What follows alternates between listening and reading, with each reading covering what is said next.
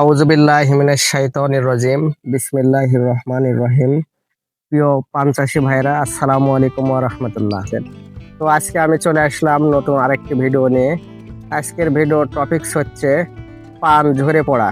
ঝরে পড়া রোধ করার জন্য যে ওষুধ আমরা ব্যবহার করি সাধারণত বরে, সেই ওষুধ সম্পর্কে আপনাদের সামনে আলোচনা করা হবে। প্রিয় পান চাষী ভাইরা, আমরা সাধারণত ডিসেম্বর থেকে এই যে শীত শুরু হয়, এই শীতে আমরা বিভিন্ন সমস্যার সম্মুখীন হই। এই শীতের জন্য আমরা অগ্রিম কিছু ওষুধ দিয়ে থাকি পান বরেজে।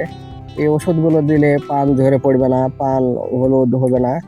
আপনারা দেখছেন পান, আমার এই পান বরেজে পান সুন্দর আছে, ফ্রেশ আছে, দু একটা হলুদ হয়েছে এবং পান ঝরে পড়েনি। যে ওষুধ দিলে বোটা অনেক টনটাইট থাকবে, ভালো থাকবে, সেই ওষুধ সম্পর্কে আপনাদের কাছে এখন ওষুধটি পরিচিত করে দিচ্ছি। পান চাষী ভাইরা, এই ওষুধটি ব্যবহারের পূর্বে অবশ্যই আমাদেরকে বিভিন্ন বিষয় খেয়াল রাখতে হবে। সর্বপ্রথম খেয়াল রাখতে হবে চাল এভাবে ছেড়ে দিবেন, তারপরে এই ওষুধগুলো ব্যবহার করবেন নিয়মিত। আমি যে ওষুধগুলো আপনাদেরকে দেখাই, এই ওষুধগুলো আপনারা ব্যবহার করবেন।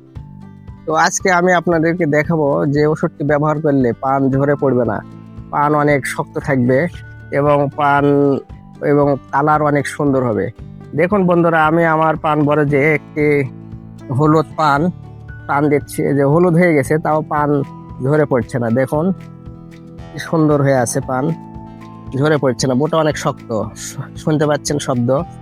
এভাবে আপনারা এই ওষুধটি ব্যবহার করলে পান ঝরে পড়বে না। তো বন্ধুরা, আমার হাতে দেখছেন কম্পিটু, এই ওষুধটি 30 cc। এই ওষুধটি সম্পর্কে আমি এখন আপনাদেরকে ধারণা দিব। এই ওষুধ অনেক সুন্দর, ভালো ওষুধ, ভালো কাজ করে থাকে, ন্যাশনাল কোম্পানির।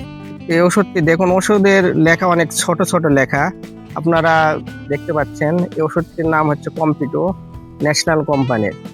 এই ওষুধের সঠিক ধারণা হচ্ছে প্রতি 16 লিটার পানিতে যে উপরে যে ক্যাপ আছে, আমি এই ওষুধটি ব্যবহার করেছি, আনইনটেক ওষুধ।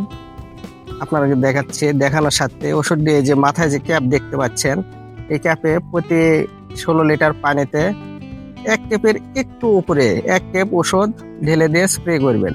শীতকালের যে কোনো সময়, দিনের যে কোনো সময়, সকাল থেকে দুপুরের মধ্যে স্প্রে করলেও কোনো সমস্যা নেই। ওষুধ ঢেলে নিয়ে আপনারা সুন্দরভাবে মিক্সড করে ওষুধটি স্প্রে করবেন, আগা থেকে একেবারে নিচ পর্যন্ত স্প্রে করবেন। তাহলে আপনাদের পান ঝরে পড়া বন্ধ হয়ে যাবে ইনশাল্লাহ। এই ওষুধটি আমরা সাধারণত আমার পান বরেজে ব্যবহার করেছি, এই 2 বার ব্যবহার করেছি ইতিমধ্যে আমরা এই ওষুধটি। প্রথম স্প্রে করার 15 দিন পর আপনারা দ্বিতীয় স্প্রে করতে পারেন। প্রথম স্প্রে করার পরে দ্বিতীয় স্প্রে 15 দিন পর করতে হবে, তাহলে পান ঝরে পড়া বন্ধ হবে ইনশাল্লাহ।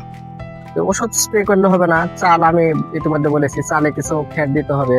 তারপরে আপনার মেঝে খুব যে শক্ত আবার খুব নরম সেটাও করা যাবে না। মেঝেতে সাধারণত হালকা রস থাকতে হবে, এবং মাটি একবারে খটখটে বা শুকনো করে রাখা যাবে না।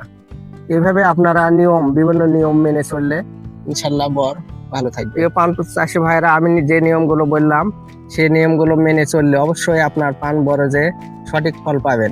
আর এবারে পানে অনেক দাম কম ছিল, এজন্য অনেক সময় দেখা গেছে যত্ন কম হয়েছে, পান ভালো হয়নি। এজন্য যে সময় যে ফসলের যত দাম কম, সেই ফসলের তত যত্ন করতে হবে, তাহলে দেখা যাবে পরবর্তীতে আমরা ভালো ফল পাবো। এজন্য পান বরেজে শুরুতেই চালে খেট দিয়ে দিতে হবে, নিয়মিত ওষুধ দিতে হবে, পানি সেচ দিতে হবে, মেঝে পরিষ্কার রাখতে হবে। এই নিয়মগুলো মেনে চললেই আমরা সফল হব ইনশাল্লাহ। তো পান চাষী ভাইরা, আজকের মতো আমি এখানে শেষ করছি। পরবর্তী নতুন কোনো ভিডিও নিয়ে আপনাদের সামনে হাজির হব আমি, কামরুল হাসান। আসসালামু আলাইকুম রহমতুল্লাহ।